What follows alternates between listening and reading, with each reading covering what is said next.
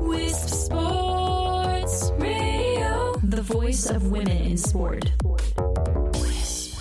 Hello and thank you for downloading the Amazon show here on Wisp Sports. I'm Chris Stafford and you can join in the conversation anywhere on social media by following us at Wisp Sports.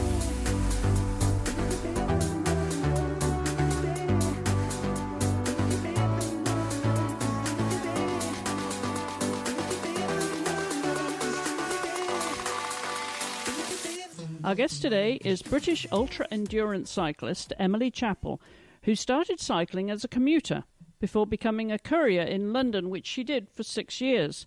But eventually she swapped the narrow roads of London town for the open countryside to challenge herself in ultra races and long-distance cycling. In 2011 to 2013, she cycled across Asia and from Wales to Japan. A year later, she took on Iceland, and then in the first 3 months of 2015, it was Anchorage to Seattle, which was great preparation for the Transcontinental Race. But alas, after dropping out halfway when she suspected she was having a heart problem, which turned out, fortunately, to be painful intercostal ribs, she determined to give it another shot in 2016. Now, she has recently published her second book, Where There's a Will, in which she shares that journey. And as well as the complex emotions of winning such an event, she reveals everything that being a woman in events like this entails, from periods to body image, and how cycling has helped her battle with depression. Hi, Emily. Welcome to the program. Thank you for joining me. It's a pleasure. Well, tell us a little bit about where you are now, because you're in the middle of promoting your new book. Yes, so I'm currently in Oxford. I have a whole day off, which is amazing because the next month or so is going to be quite full on. I'm going around the country, mostly by bike, but there will be a few trains, speaking in various different places and hopefully meeting a lot of nice people. And yeah, I think I'm on the move till at least mid-December. So it's quite nice to sit still for a day. Absolutely. And most of this, as you say, cycling. It seems that anywhere you are, there is a bicycle involved. Pretty much, yes. I actually now have, it's almost like a phantom limb. I found myself in a train a couple of weeks ago without a bicycle. And I had this sense for the whole journey that part of me was in the bike compartment by the door and kept having to remind myself that it wasn't. And I didn't have to pay attention to that, because normally there is a bicycle within a few meters of me. When did this obsession and I say obsession in the nicest possible way, because it's more like a partnership and, as you say, an extension of your body to have a bicycle with you. But when did that passion then, if you like, when did that all begin? Were you one of those children that always had a bike and was biking around the village? No, not at all. I wished I was. I learned to ride very late as a child. I think because we didn't live in the village. My family lived out in the country. And I remember saying, my goodness, if I lived down in the village with everyone else, I'd be out on my bike all the time with my friends. But I was 7 before I learned. And until my early 20s, I cycled as much as anyone else does. You know, I had bikes from time to time. I cycled to and from lectures at university, but I was not a cyclist. There was no obvious sign that I was going to turn into what I've now turned into. And it was when I moved to London after university that I decided I wanted to commute by bike. And I can't really remember why, because I also remember being very scared of it and not really being sure that you could cycle in a city unless you were some sort of superhuman.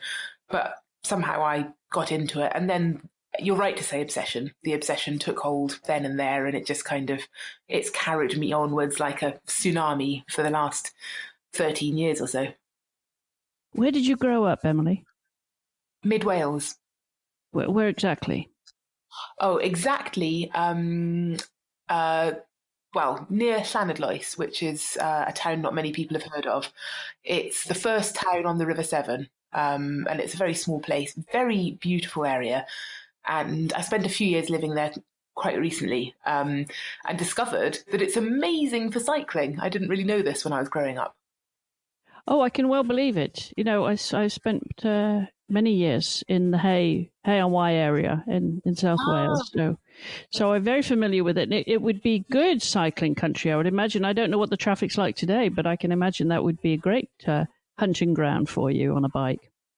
Yeah, well, it's very, very quiet. What I loved about it is that I had come from London, where there is, as I'm sure everyone knows, quite a lot of traffic. And when I first moved to Wales, I was going out on my bike for a few hours, and I wouldn't see any cars. I was on these tiny country lanes, and I remember thinking once, maybe they've closed the roads. Maybe I'm not supposed to be here. I've not seen anyone for a really long time. And then eventually a car went past, and I realised it was fine.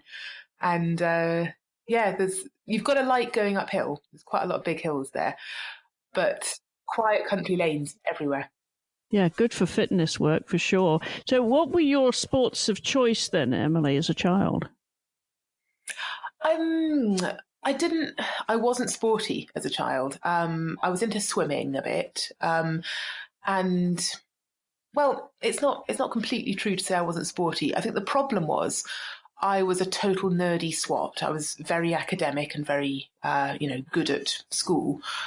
And I was actually reasonably good at sports as well. And every now and then, every couple of years, my school or my PE teacher would kind of figure out that I was quite good at high jump, for example. And so I'd get taken to athletics meets and things like that. But all the other people who were going to the athletics meets were not academic. Sport was their thing, and this was their world.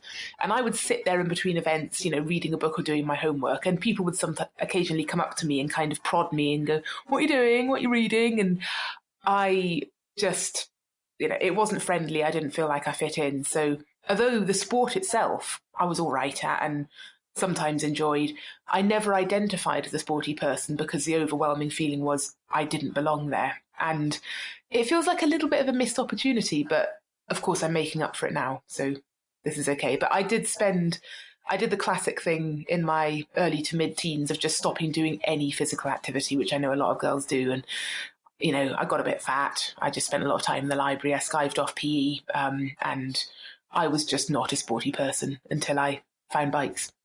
I still look at myself and think, hang on, now you're an athlete. How on earth did that happen? So it was a complete transference then for you. Tell us about that journey, how that actually took place, because I know you were a courier. So was it about making a living that you bought yourself a bike and decided to be a courier, or you wanted an active job? The couriering came a couple of years later. So I first got into cycling through commuting, and I just rode 7 miles to work every morning, 7 miles back, and instantly loved it, instantly felt kind of alive and happy and fit. And suddenly I could navigate the city because London is, big and frightening and confusing. And I very quickly started to learn my way around it and learn that it wasn't daunting. I could just get on my bike and go where I wanted to go. So it was also this steadily growing sense of kind of confidence and capability, and like, I can handle this. I know I can just launch myself in and I'll get through it, which continues even now. I'm still discovering that I'm capable of much more than I thought I'd be. And that was a wonderful, wonderful thing to have inadvertently given myself. So I carried on commuting and got into long distance riding at the weekends, just with friends. I met people who were into big rides, and so I got into them too. And I discovered that cycle couriers were a thing. And of course, as most cyclists in London do, thought, oh my God, they're so cool, look at them. So I always wanted to be one as soon as I knew what they were. And it was just by chance that I became one. I was looking for a job when the 2008 recession hit, and there were fewer and fewer jobs. And this was the only one I got. I didn't think I would end up doing it for 6 years. I thought maybe 6 months. And then I could forever after at dinner parties say, yeah, I was a cycle courier once. I had a go at that. I didn't expect that it would be this massive turning point in my life and this thing that made me happier than I'd ever been in a job, and all of that. And of course, women often say that cycling is empowering, it's liberating, it's all of those things. And I can quite understand you navigating London by bicycle. I've done it myself for a long time. What was your commute then? Because I can tell you, there was a time that I would race around Trafalgar Square without a helmet and go hell for leather. and just stick my arm out. But I don't think you can do that now. Well, my commute was various places. I mean, I always lived in South or Southeast London. And I think I was coming around Trafalgar Square sometimes, and I tended to be going up into central London. I worked near Regent's Park for a while, and then I was at university in SOAS. And yeah, I would race people along the way. That was always fun. Very difficult to have a chilled ride in London because there's always somebody who is just faster than you, and you think, I can have him. Especially when I was a courier, I discovered all these alternative routes. So I could give me any point in Southeast London, and I can tell you 3 different routes to get there. One to avoid the hills, one to go over the hills, one that's busy and fast, one that's quiet, one that goes past the shops. And it was as much the speed and the excitement as it was the getting to know the place and feeling like I know where everything is. I'm on top of this, I can navigate it, and that sense of not exactly control, but sort of, comfort, being comfortable in your environment. Yeah, I'm sitting here smiling, Emily, and nodding my head because having done that myself, it's great fun, isn't it? It's like a little personal challenge. And it really shows how competitive you can be, really, when you, as you say, knowing people that you can take down on those bike commutes. And it's a great way to see London, or a great way to see anywhere, as we know. But thinking about London and finding those alternate routes, and taking all the side streets. And I recommend it to anyone. But it clearly was a great hunting ground for you, and it launched your biking career, into something even more adventurous, didn't it? Tell us how that transition happened. You mean the transition from being a courier to doing the bigger rides? Yes. Well, I think I'd been a courier for, I think at that point, maybe 2.5 years. And I'd got over the initial hurdle of it being really difficult and a really big challenge to get my head around. Because when I started off, I was pretty useless at it. And that became a challenge and a thing I had to get my teeth into. And after a couple of years, I got the hang of it. It was always challenging, but it was a safe, comfortable challenge, and I enjoyed it. And I'd gone into my local bike shop on my way home one day to get something fixed or replace a part or something. And I had my usual little moan about, oh God, my bike keeps breaking. This is really annoying. And one of the people in there gently pointed out that, Emily, you do quite a lot of miles. That might have something to do with the fact that your components keep wearing out. And I thought about this, and I think I thought to myself, God, yeah, I do. I wonder how many miles I've done since I started the job, because it's probably about 300 miles a week I was doing. And I thought, I wonder how many times around the world that would be. And I think that was when the light bulb appeared. And there were a few other things that summer that tilted me in the direction of, what if I cycled around the world? And the really significant thing about that is that I can imagine a few years previously, I might have had that idea. And if I'm honest, I think the idea was actually already in my head, just very, very hidden and repressed. Because it kind of, when I thought of it, I thought, oh, yes, like I've always wanted to. Of course, I'll cycle around the world. But it was because I'd spent 2 or 3 years bombing around London being a courier that I actually knew I would be capable of it, so dared to do it. Because you have to be very capable as a courier. You're on your own. You don't have your supervisor sort of breathing down your neck and helping you with things. There's no one you can go and tell when things go wrong. You do have to deal with stuff like aggression from everyone, basically. And that's not always fun or easy, but you develop strategies. You learn to be assertive.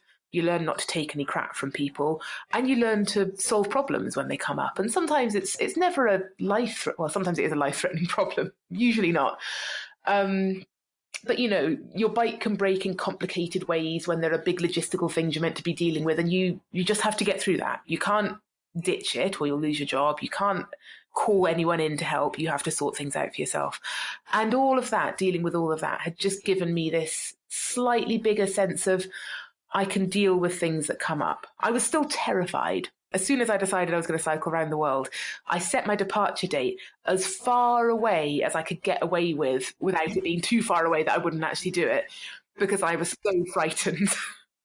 But I also, somewhere in my head, knew that I could do it. And I did. It's called procrastination, Emily. Something like that, yeah. So yeah, that I think couriering led me to that. And although couriering was, I did it at home, effectively, I did it as my job, I consider it my first big adventure because it was what broke me out of the mold of normal life and helped me to be confident and capable, and also gave me the ability to bite off something much, much bigger than I thought I could chew, and gradually, to sort of continue the metaphor, get my head around it and digest it. So that, the cycling around the world, well, I cycled across Asia in the end. That was the second big adventure. Now, that takes a bit of planning, obviously, and a will to do this alone, or was there any thought of having a travelling companion? No, not at all. I think partly because I'd always wanted to travel, since before I was able to, since I was a child. And initially I did think, I need to find somebody to go on these trips with me. And I didn't have that sort of friends. I was always very jealous of people who went off on their gap year with all their mates. I just didn't have people like that. So at first, when I was in my teens, this was a sad thing and perhaps a hindrance. I wished that I had the sort of friends that I could travel with so that I could travel. But by this point, I was used to doing things on my own and I'd come to really love it. Couriering, I was on my own. There were always people around, but I did it on my own. And there was no one who would obviously cycle around the world with me. And I really didn't want anyone to, because it was my thing. And if someone else came, they might have their own ideas and their own, they might want to go at a different pace from me and all of that. And while I was on the trip, I occasionally would run into another cyclist who was going the same way, and we'd ride together for a few days. It was never more than a few days, and it always worked out that we would then part ways. And by the time we did, I was always very, very ready to. They were all lovely. They were all really nice people, and I enjoyed riding with them. But then I got back to the real business of doing it on my own, and I loved it. I still love riding alone. I love riding with other people, but riding alone is the best. Well, it brings with it the psychological challenges too, doesn't it? When you're in foreign countries and you're battling alone against the elements, and I hesitate to say foreign adversaries because that sounds like there's gremlins along the way. But the challenges of cycling in another country where English may not be the first language, and you have to obviously sustain yourself during that time. It is hugely psychological. Did that present its own challenges to you as well as the physical endurance? Only beforehand, only in anticipation, because everybody said, "Aren't you worried about dangerous foreigners?" or some variation on that question. As soon as I was on the road, it all turned round, and it was the opposite. I think in every way that you could imagine. So everywhere I went, people were kind to me and wanted to help me and feed me and protect me and make friends with me. I met one or two dodgy people. The ratio of dodgy people I met to good people was far lower than it would be in London or anywhere else, so it was almost negligible. It was this wonderful, ongoing, heartwarming succession of guardian angels. And I still, whenever I go on a bike trip, I have a wonderful time. And when I come home from the bike trip in the immediate aftermath, that's when my sense of human kindness and of the good in the world is at its very highest. My faith in humanity gets topped up by going on bike tours, which is the opposite of what everybody tells you it's going to be like. And I think especially traveling on your own. So really the only advantage to having a traveling partner that I sometimes think would be really great to have someone to watch my bike while I go to the loo or go into a shop.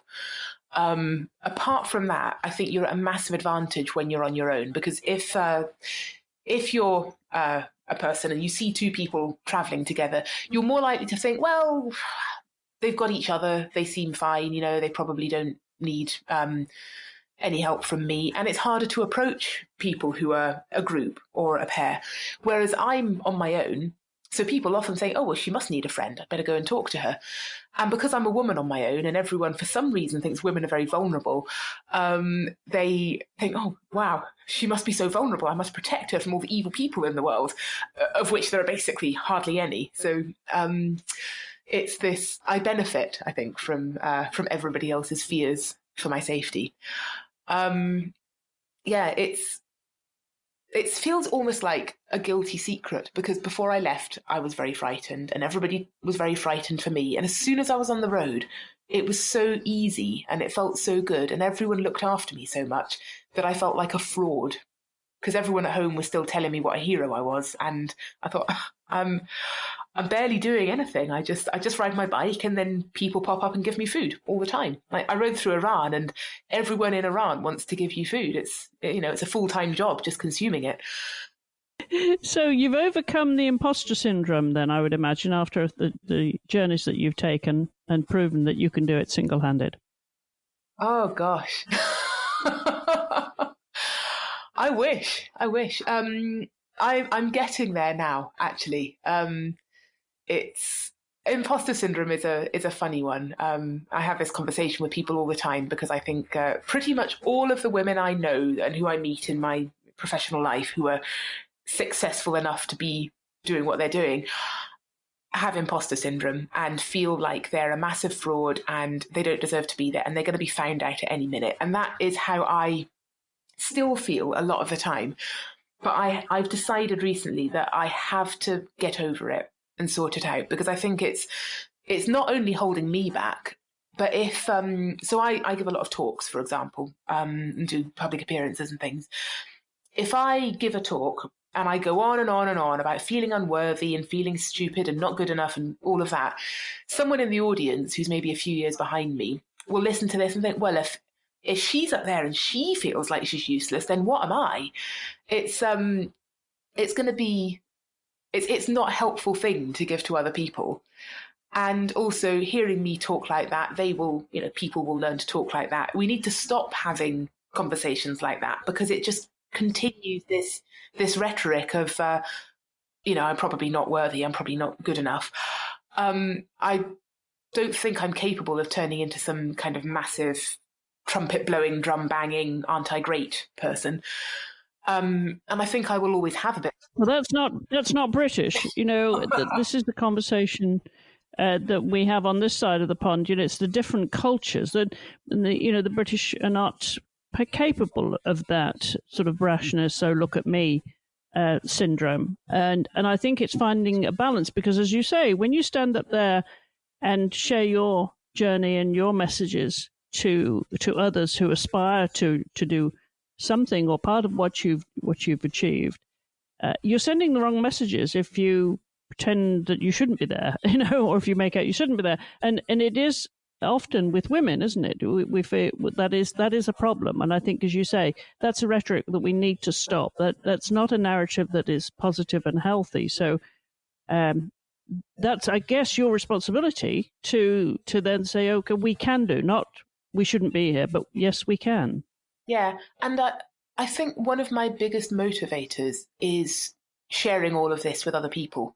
I've realized that, we may get onto this later, much more than succeeding and winning and all of those things that I do care a bit about. What really, really does it for me at the moment is being able to pass on what I've learned to other people and see them flourish. And so, I think it's okay to admit to feeling like an imposter sometimes, but also to say, I know I'm not. I know that I'm capable and I've got this far. I still feel sometimes like it's an illusion and it's all going to be taken away. But that's just how our minds currently work. And if you feel like that, it may not be the case that that's actually true. And I think, the feedback I've had on the book just so far, it's been out for about 3 days. A couple of people have already read it and said it's such a relief to know that other people have feelings of being frightened and being useless and not being good enough and all of that. It is helpful to share these things. I think you just have to share them in a way that acknowledges that they're just feelings and we all have them. They're not, this reason to stop and give up. So I'm trying to reframe that at the moment. And also, what a waste of time to have imposter syndrome and spend whole life thinking, oh, I don't deserve to be here. I mean, why not just enjoy where you've got to and take responsibility for the fact that, I'm not perfect, I'm not good at everything, but I've succeeded a bit in what I've done, and I'm quite happy about that.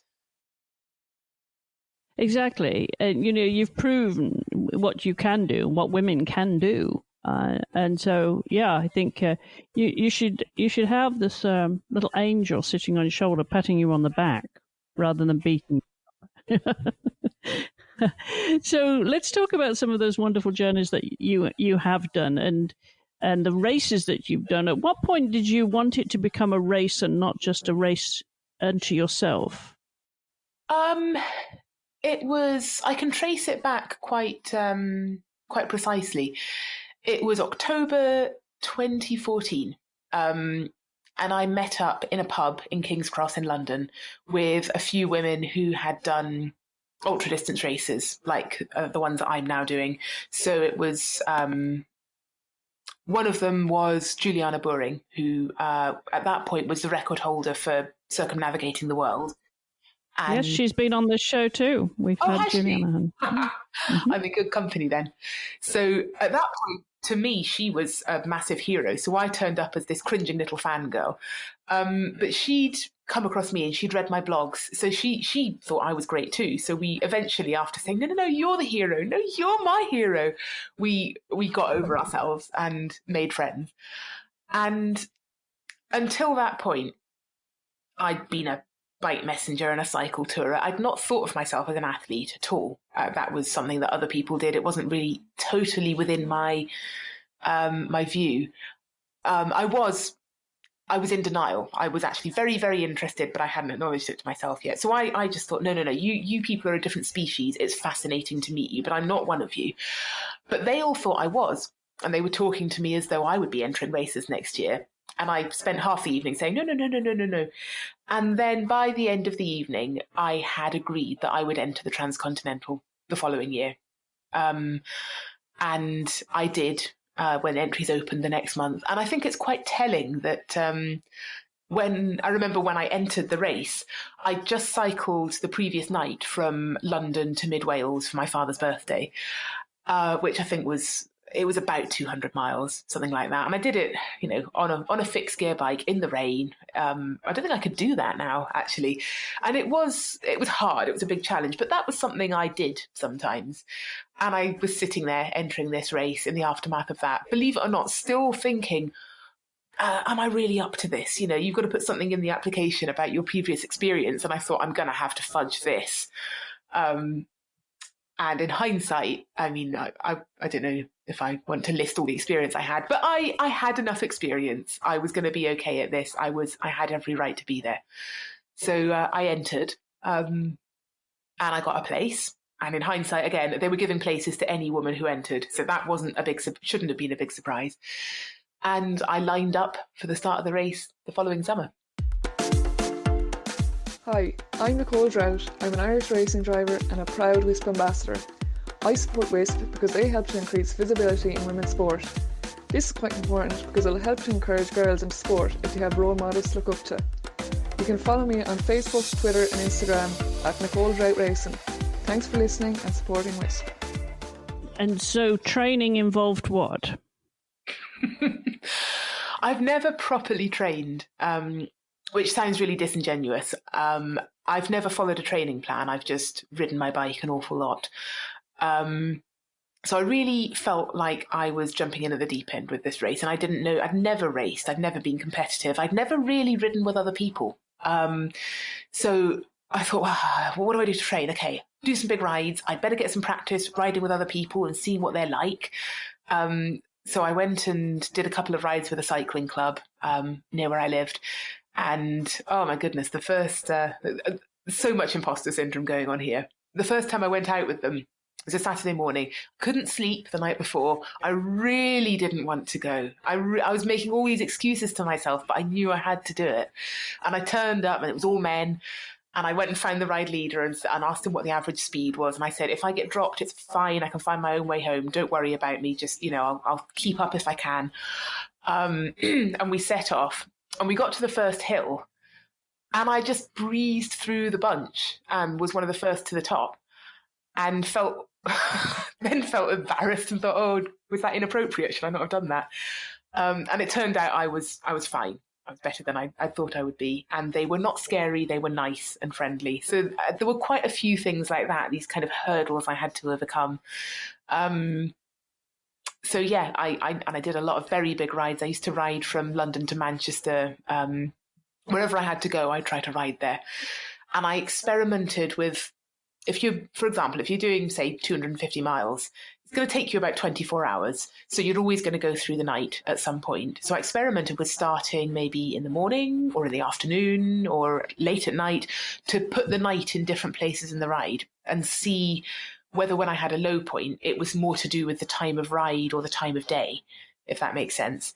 And one of my discoveries was that no matter how long I've been riding, I always have a low point first thing in the morning, just around the time the sun comes up. And that was quite a useful thing to learn. And I had a few bad rides and I had this idea in my head. This was all very unscientific. I mean, this was not a good training plan, but I had an idea that if I suffered a lot during my preparation, that would be less suffering that would happen during the race because I would be learning from my mistakes. And once you've been through an experience a few times, it doesn't stop being hard, but it stops being as hard because it's not the first time you're doing it. You know you got through it before, so you will again. So I thought I wasn't seeking out suffering, but if it happened, I decided it was a really valuable thing. And I think it was. Well, it sounds as if you're well prepared. You know, the actual Transcontinental bike race itself is 4,000 kilometres, which I believe is 2,485 miles or thereabouts in mileage, which is a long way by anybody's stretch of imagination. And the endurance that you need is, as I said earlier, is psychological as well as physical. And riding through the night is not something most of us have to do. And it's one thing cycling in daylight, but it's another staying motivated and focused during those dark hours, especially out where you're relying on the moon to light your path. How did you overcome those challenges, Emily? This was another thing very much like the fear of riding alone in foreign countries, where as soon as you do it, you realise it's actually the best. It's your fears turn out to be your strengths. So I love riding at night because it's quiet. You tend to have the whole place to yourself. And I actually find if I've ridden all night, around about 6 o'clock when the roads start to get busy, my mood really sinks because suddenly I'm sharing the road with people again. And when you're riding at night, I always have lights and reflective gear. So I know I'm very, very visible, more visible than I'd be during the day. And you can see cars coming a long way off because they have lights on. And I think that the darkness, it changes your relationship with your environment, with the landscape around you. So some senses are heightened, like you smell more, you smell all the interesting things going on in the countryside, and you hear more. And I've seen all sorts of animals. I've seen badgers sort of wombling along the side of the road. At one point, I was riding. I think I was somewhere between Cheltenham and Oxford, first thing in the morning, and there was this beautiful white owl swooping alongside me and every now and again switching to the other side of the road. But she followed me for maybe a few minutes, and it was incredible. And you get to watch the sunrise. It's pitch black. And then there's this time of night where you start to notice you can see some outlines. You can see the horizon a little bit. And the sky starts to look a bit kind of washed out and grubby. And then you get a glow. And then you just watch as it all comes to light. And even if you've stayed up all night to watch the sunrise, you don't really watch it as much as when you're on a bike because it's hard to concentrate if you're just sitting there. But when you're riding along, all you're doing is riding along and looking at what's around you. So I've really studied some good sunrises. And there's this exciting feeling of having the whole world to yourself because you're going along and most people are asleep. They're missing this. And you're having this exciting adventure. And, you're going through boring British towns that you wouldn't give a second thought to, and suddenly it becomes this kind of, oh my goodness, I'm scampering around after dark. I'm like a kid in a fairy tale. So yeah, I absolutely love riding at night. It's really special, and it feels comfortable and safe, and yeah, you have dark points, and if you're tired or if you're feeling sleepy or grumpy or something, it can be hard. But in general, I prefer it to riding during the day. Yeah, I'm with you on the magic of that first light in the morning. It's my favourite time, absolutely my favourite, because it's magic and you've got a whole day in front of you. So I'm with you. I'm wondering, though, if there were any animals that scared you when you were abroad. Did you meet with anything that was threatening? I've never cycled anywhere with big dangerous animals that weren't hibernating. So I've done a bit of winter cycling in Alaska, Canada, but the bears were all asleep at that point. The worst I've encountered are dogs crossing Europe and parts of Asia, and I have got quite lucky with dogs. A lot of cyclists have some really bad dog stories, and I've been chased a few times, and I've normally been lucky enough to be going downhill or something like that. At one point, I think the last night of the Transcontinental, or the last night but one, I was being chased by a pack of Greek dogs up a hill, which was really horrible because I was really tired and having to try and sprint. And a guy on a scooter kind of came and rode alongside me just to keep them at bay. So thankfully he was there. And after that, I was really paranoid. And whenever I heard a dog barking anywhere, I was kind of freaking out slightly. But I've not had any very bad experiences. Well, the Transcontinental, just explain where that race went, because you mentioned Greeks there. What was the route of the Transcontinental? Well, the route changes every year. And this is part of the beauty of the race, because it's a different race every year. And I think it makes it a lot more exciting. And adds another facet to how interesting it is to race and to watch. So the year I won it, which I assume we're going to be talking about, it started in Gerardsbergen in Belgium, and it finished in Çanakkale in Turkey. And you're given 4 checkpoints that you have to pass through, and other than that, you create your own route. So if you're watching the race, it's really interesting because you have all the riders carry trackers and you have all these dots on the map that you can follow. And they don't all go the same way. I mean, some of them get lost and go completely the wrong way, but you will see there are times where the pack will split because riders have made different decisions. And some have thought, let's take this fast, flat road that's slightly longer, but will get me there quicker. And some say, let's take the more direct route through the mountains. It'll be a bit more gravelly, but, it might be more fun. That was normally me. So it also means it's a test of not just your strength and speed, but your strategy and how you plan and prepare. And the more time you spend planning your route, the more efficient it will be. Or in my case, the more interesting looking mountain roads you'll find and think, well, a 2-hour detour won't do any harm. So it was. I don't know if I could tell you how many countries it went through without taking a long time to count them up. But I rode from Belgium into France. First checkpoint was Col de Césatte by Clermont-Ferrand, and then into the Alps. There was a checkpoint at Grindelwald, and then over many, many, many alpine passes. That was unbelievably exhausting. There was another checkpoint in the Dolomites, and then down into the Balkans. The 4th checkpoint was in the Dermitor National Park in Montenegro, and then across. I went through Albania. Not many other people did. Albania, Macedonia, through Greece and into Turkey. And it was wonderful. How long did it take you?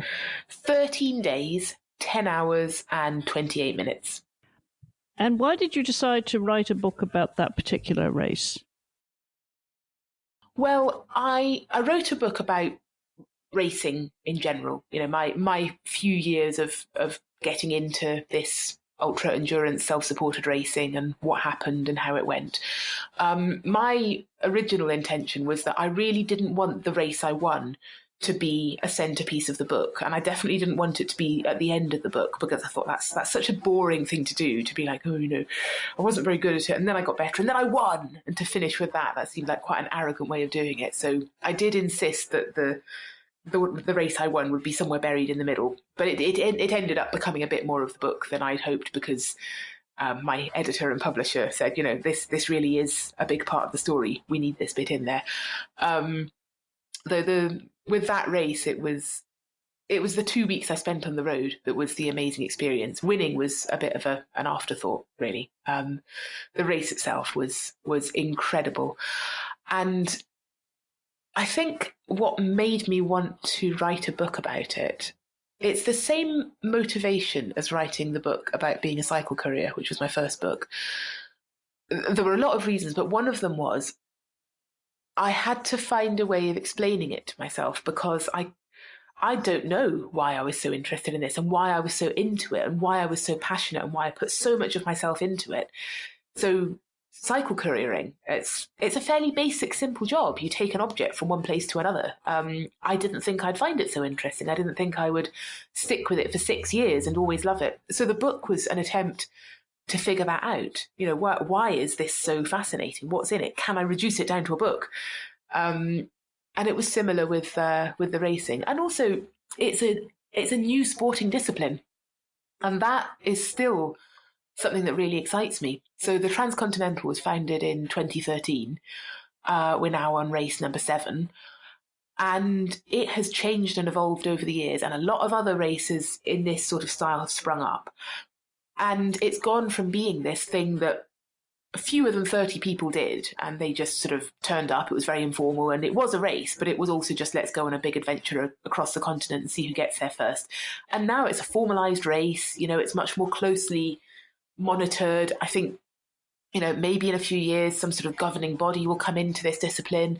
There are people crossing over from professional road racing into self-supported endurance racing. It's really interesting to watch it evolve and to be part of that. And in a sense, my story is already out of date because I stopped racing a couple of years ago. It's already changed and moved on, and the scene is different. And